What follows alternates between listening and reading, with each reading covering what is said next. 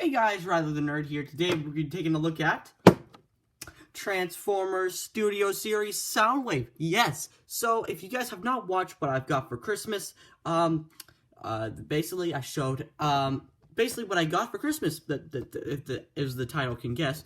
And I also said that my mom got me Soundwave for Christmas, and I said that I was going to be taking a look at him, so now here he is.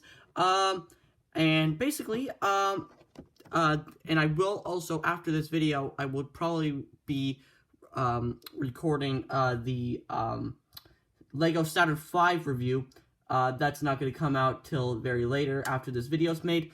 But the reason why I'm not taking a look at the Saturn V first, I mean, you'll probably get people will probably be a little bit more interested of what the Saturn V and then another Transformer video figure. But the reason why I'm taking a look at Soundwave first is because, the reason why I'm taking a look at Soundwave first is actually because I'm just trying to get used.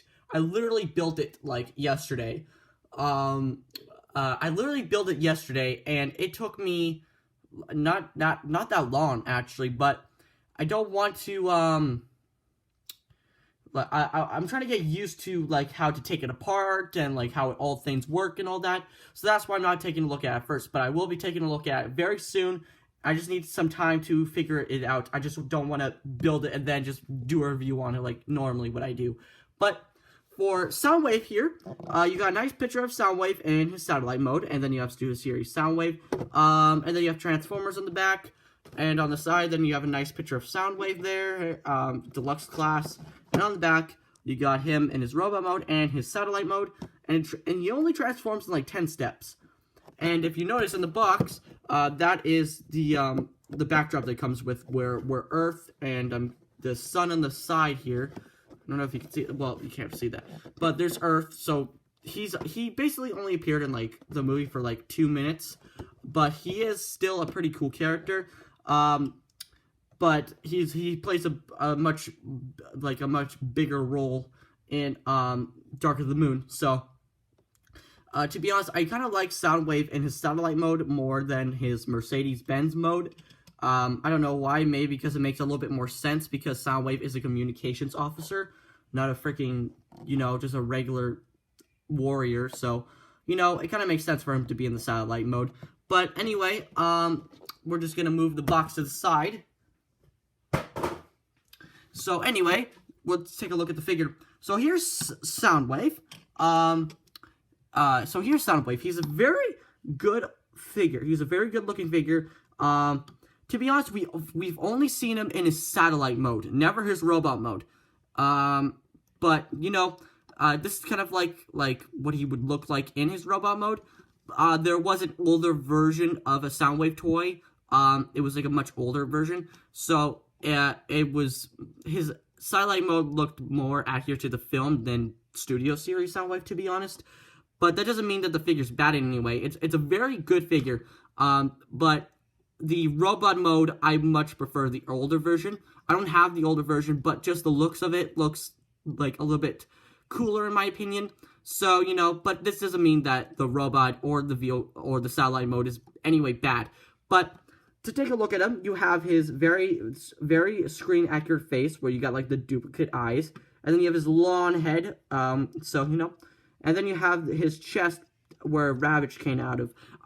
He doesn't come with Ravage, unfortunately, but the other Studio Series Soundwave from Dark of the Moon, he does come with Laserbeak. But I don't know why they didn't come with Ravage. That would have been a little bit cooler. I do have a smaller Ravage figure. He's not down here. I didn't bring him down here, but So, very nice detail. Very limited kibble. I mean, because most of his robot mode is technically like, this is kind of like kibble, I guess, but it looks like a cape or like coattails or whatever you want to call it. Then you have his shoulder pads there, and I also like how he still has like the round bits on his arm, so I guess that's like a speaker, just like in the Dark of the Moon where he has like the round things where Laserbeak perches and stuff like that. And I've also noticed that the side, like his sides right here, are basically identical to the actual, like, the other figure of Soundwave from Dark of the Moon. And also his toes are the same. His head sculpt is a little bit different, but it is kind of the same where it's elongated, I guess. But, you know, very accurate to the film. I would have much preferred, like, a much, like, darker gray. A lot of complaints that I've seen people have is that the color on it's not very good, because it's just solid plastic. But I kind of have to agree with them. I kind of have to agree with, like, give, like, a little bit more darker and a little bit more dry brushing. But the bits of silver do help the figure, and also the eyes. Just like the Studio Series, Starscream, I said that the eyes weren't really painted as well. But the eyes here, they're very nice. I know you can't really see that, but in person, they're very bright, and you can easily distinct them as eyes. And also, I love the bits of blue. So, you know, you got the bits of blue on the side, the chest, obviously, and then you have the back here. And also, there's a hole in there, so it looks like a butthole. So that's kind of weird. But anyway, before we move on to articulation, he does come with an accessory, which is a stand. And if you're wondering why does he come with a stand, so he can actually, like, float around in Starlight mode, because it's not just like a car where it just sits there and it rolls, but he actually has to have a stand so it can actually stand properly. The older version of the figure, from, like, when the movie came out, he literally just sat there. He didn't, like, float. So this, I can give props to this. And it's a very nice translucent blue plastic. I would much prefer, like, a crystal clear, so it looks like it's floating, but that doesn't mean it's bad.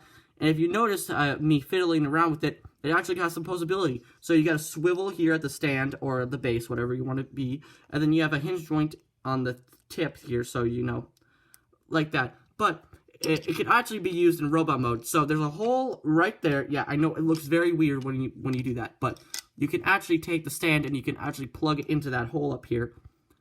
And then it can actually be used as, like, a flight stand. If you don't know what a flight stand is, it comes with, like, sometimes like with Gundam, or like sometimes Masterpiece. So it's like a stand, so, you know, you can get some, like, of him jumping or, like, kind of flying or something like that. So you can get, like, in a cool pose, and then because if you just give your pose is a little bit more dynamic when he's jumping like that. See like that looks pretty cool. So you can have, like, another transformer here. Like, let me just use Scrapper for an example here. You know, bam, and stuff like that. So, you know, and you can also do that. But, oops. The one problem that I have with it, it doesn't fit. It doesn't plug in very well, because it's not that deep. So, you know, whatnot. So, you know, let's move on to the articulation. For the articulation on this figure, it's very good, actually, surprisingly. For articulation, you have a hinge joint at the neck. So then you have, like, a ball joint at the head, obviously. So you have a ball joint. And then you also have a hinge joint, so, you know, you can get some, like chicken action like that. I don't know why, but that kind of looks weird. And then you have a hinge joint, like I said before. So, you know, he can look up that far and down that far. But it also, I don't know why that's even a thing. I don't like the hollow gap in his back. But, you know, whatnot. For his arms here, you have an in rotation at the arm, and you have an in and out. Barely an in and out. If you actually move if you untab for his arm, his satellite part here, it can actually get more out. So, and then his shoulder pad here, it's on a hinge joint as well. On a hinge joint, and then you have a bicep swivel, and then you have a bend at the elbow. And then if you untab that, it can actually go into it. So, you know, if you untab that, then you have a hinge joint for the wrist. And that's basically much it for the arms here. But they do actually have, like, a butterfly joint. So, you know, you have a hinge joint at the actual shoulder here. So, you know, so that's more for the transformation, but you could still, it's like a butterfly joint. So it doesn't look the figure bad in any way. It actually kind of makes it look cooler. But, and you have a limited waist swivel. So you have a limited waist swivel. It kind of gets blocked at the back here. So, but, you know, it's still a weight swivel, like a barely weight swivel. But, you know, it's pretty good. Then for the legs here, he can kick that far, and it can move back that far. And then you have a bend at the knee here, and you also have a, like, kind of no thigh swivel, but you do have a swivel here, but that's more for the transformation. No toe, but you do have, there's a hinge joint at the base here, so, you know, you can actually get some, like, a pivot, but, you know, he doesn't actually have toe, so you actually have to kind of, like, make it like that. It doesn't make the figure look bad. You just have to get him in a good pose and don't bend it all the way like that, so it doesn't make it look all weird. And then yeah, basically that's pretty much it. And his coattails are on the hinge joint. His chest doesn't like to plug in very well, but, you know, very nice articulation for this figure. Personally, I can get him in a pretty good pose. But let's go on to the satellite mode. The satellite mode, it's not that great, but it's still cool looking. So how to transform him? You want to fold out. You want to untab the sides here and fold them all the way down until they snap, so you can hear it snap, like so. Like so. It's a tiny snap, but you can still hear it. Then you want to turn it all the way around, so then it's inside out, like so. And also, I do like how it's translucent there, so that's very nice. Then you want to untab the shoulder, like the little things here, like I said before, and then untab it, and then switch it around like so. So then you see the arm here, like the hand inside the thing. So switch that around. Then for the chest here, you want to untap it. It doesn't like this plug in. Then you see these little canisters on the side. You want to turn them around. Oh, so there's the canisters on the side here. Then you want to spin those around here. Let me kind of move my camera back so you can kind of see what I'm talking about. So you want to untap. Well, they don't really untap. They just kind of sit there. But you want to rotate them and then stick them out like that. So then you have like what it looks like. Then you want to spin it around. You want to actually lift it up, so then you can guess the weight out of these things right here. Then you want to spin it around and then plug it in. It sits very nicely. And then for the legs here, you want to do this, bam, and a bam, and then you can actually get like the toe pivot, like I said before, and then you can get some more things. You want to spread them out. And then you want to like kind of, they can on a hinge joint there for the elbow, but it moves it to the side. And then you want to take the stand here, and then you plug it in the exact same hole before, and bam. Now you have Soundwave in his satellite mode. Looking at straight on, it looks very nice. I do like it. And I still like the clear bits here. Very nice. It makes it look very nice. The feet, you would expect the feet to look really stupid because his like the back of him is his feet or his legs or whatever, but it doesn't look that bad. You mostly want to like, it doesn't look that bad, but it doesn't look great from the back, so you mostly want to like display him like that. But you know, it looks good from all angles except for the freaking disgusting Grimlock figure where, you know, you have a freaking dead jaw on the back, but, you know, it's not, Grimlock was not from Studio Series. And like I said before, the stand doesn't like to tab in very well, but, you know, you just kind of have to force it in. And then, like I said before, you have a hinge joint, so, you know, you can get, like, him floating like that, or, I mean, if you make it like that, then, you know, but I mostly like it like that, then it looks very nice, you know, nothing too bad. And then you can also kind of move his shoulder pads down if that makes you...